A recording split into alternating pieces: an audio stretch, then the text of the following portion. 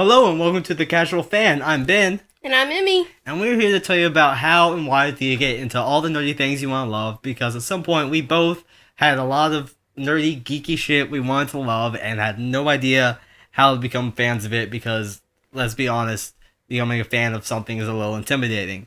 So we have a couple of areas that we want to help you get into. Yeah. Starting off with one of our personal favorites, cartoons. Yeah, multi-layered cartoons. The big ones we're really getting into right now are Steven Universe, Adventure Time, and Gravity Falls are the ones we're kind of fangirling about right now. We're obsessing over. Yeah, going crazy. Then, what's your favorite out of those three? I'm loving Adventure Time. I've always loved Adventure Time since I first started watching it because it's brilliant.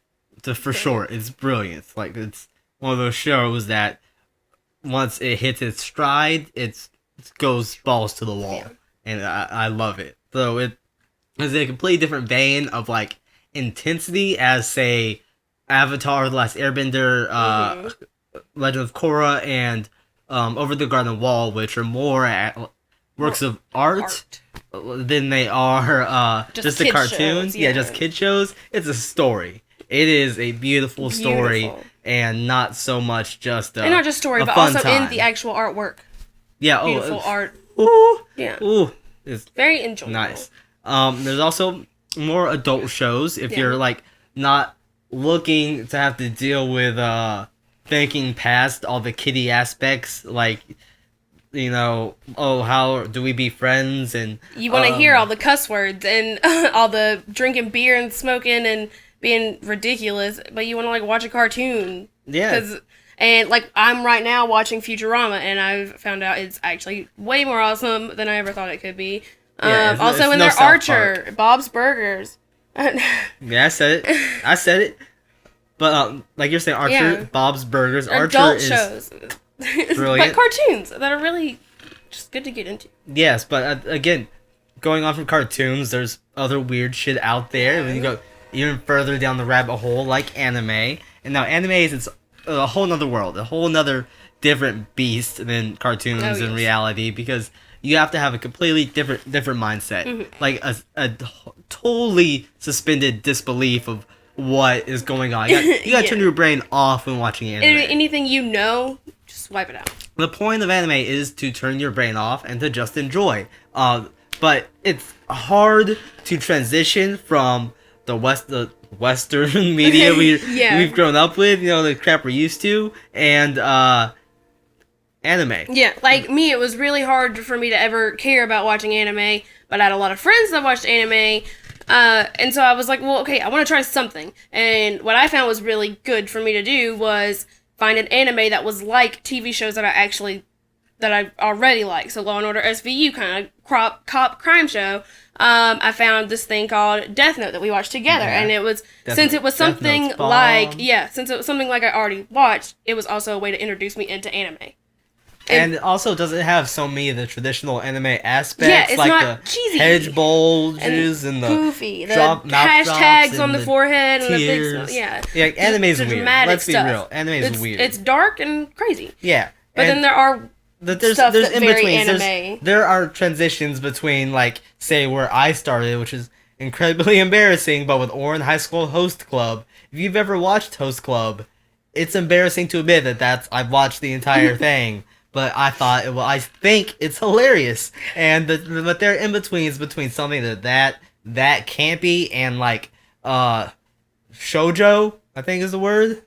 Shonen? No, shoujo. And something like Death Note. Like, there's Fullmetal Alchemist, where you have a very intense, dramatic storyline, but you also have the anime elements of the cheesy and campiness. Same thing with Attack on Titan. Attack on Titan's fucked up. Yeah. Fucked up to all hell. But if you like that kind of shit, if you like the dark stuff and the on edge of your seat, it totally takes away from the few anime aspects and the cheesiness. And it's a way to work your way in. Yeah, and as long as you let yourself accept that the anime is an anime and you enjoy the story, no problems at all. You just blow right past it. But, it's not as hard to get into anime as it feels like it would be. yeah. No, I've been there and at done least it. at least just for watching it. There's a whole Yeah. different set of rules when you're talking about becoming a fan of anime and it's fandom or it's like, yeah, let's just use fandom because everyone knows what I mean when I say fandom, and it's we is in the beast of when you have to deal with fandoms because being someone who enjoys anything from superheroes to I don't know sci-fi to books, Game of Thrones, etc. When you want to be involved, you want to talk to people about it. And if you don't have a lot of friends or who are into what you're into, or you don't have that kind of community at your immediate real life fingertips, it's time for the internet. It's a little sad. So time for the internet, and there's a problem there. There's a problem there that comes with the fandoms. Now there are a few shows, for example, Hannibal. Hannibal is a beautifully made TV show, even though it was canceled prematurely. Supernatural, which was a good show, and Doctor Who, which is a great show, which has its bad moments. But all three have impossible fandoms to get into. Yeah. Oh yeah. You either know all of it or GTFO, like intense, so intense, and then so many different going off into their own worlds and not even being about the original creation that they're branching off concern or fanfics for 80%, 85%. No concern for the actual story or intent of the original artist. It's just whatever. It's whatever. It's just fan service for themselves, and it's when you're trying to get into the main thing.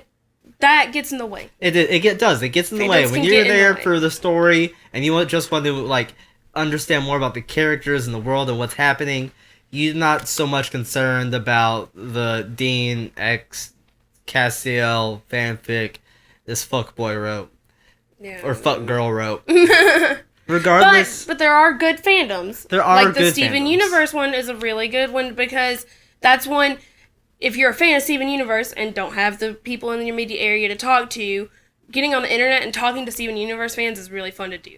Yes. From my experience and all the different fan art, fandom stuff I've seen with Steven Universe, it's a better community. Mostly positive. Primarily positive. Sticks to the story and a nice community of people to talk about a great show, a great creation of art with. Yeah, it inspires a lot of good vibes. Yeah. It inspires a lot of good vibes. Not brothers doing each other and not screw just you if you're wrong. Yeah. You don't think that's just weird.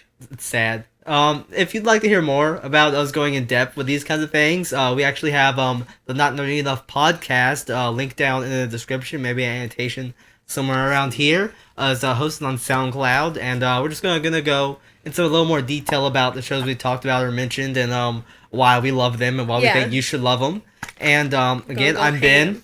I'm Emmy. And you can find me at Ben Johnsick on Twitter, and you whenever I make a Twitter account. Alright, and we hope you enjoyed today's video, and we hope to see you next week. Alright. Okay, bye. Bye.